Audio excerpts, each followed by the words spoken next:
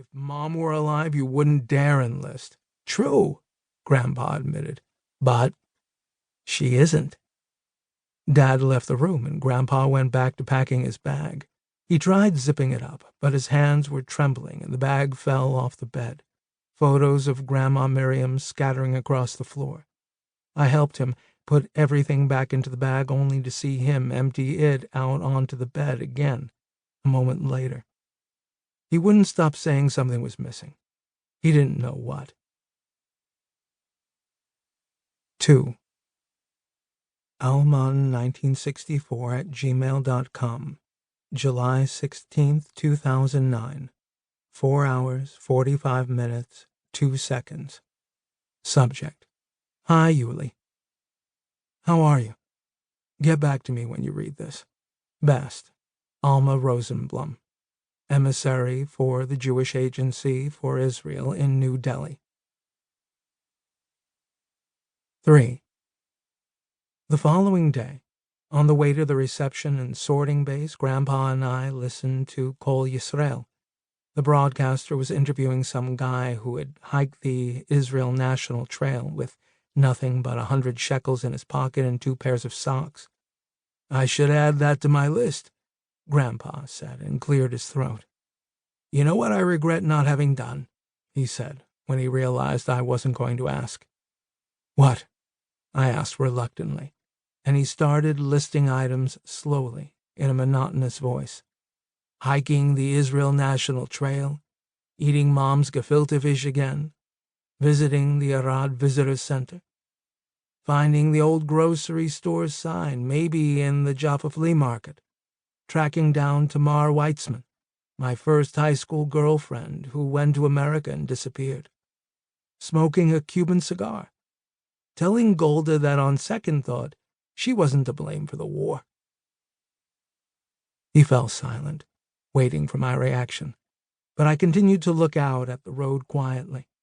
I wasn't in the mood to talk about the list again, which I already knew by heart, the list of all the things he never did and now never would do, because my grandpa, ever since I could remember him, never stopped talking about the day he'd die. He let everyone know he'd be out of here in no time, and he also liked telling people exactly when and how it would happen, including a detailed arrangement of the eulogizers at his funeral. Grandma Miriam refused to listen. She always said that if he dared bring his death into their home, she'd kill him herself, either with a frying pan or a rolling pin, whichever was closer. So he kept quiet in her presence. But when I was a kid, whenever Grandpa took me to the movies on a Saturday morning, he would start up again. He said I was the only one he could trust, and I listened silently, letting him go on and on, until I could recite by heart his last day on earth like I could the whole team of Hapoel Kfar Saba FC, or entire dialogues from my favorite movie, Givat Halfon, carrying the burden, keeping my grandpa alive. 4. A corporal with round-rimmed glasses stood at the entrance of the reception base. "You've got your call-up papers?" he asked me. With a trembling hand, barely able to see a thing with his bucket hat covering half his face, Grandpa handed him his draft notice before I could get a word out. The soldier considered the draft slip and turned his gaze back to Grandpa. "No shit. You the man." He slapped Grandpa's shoulder.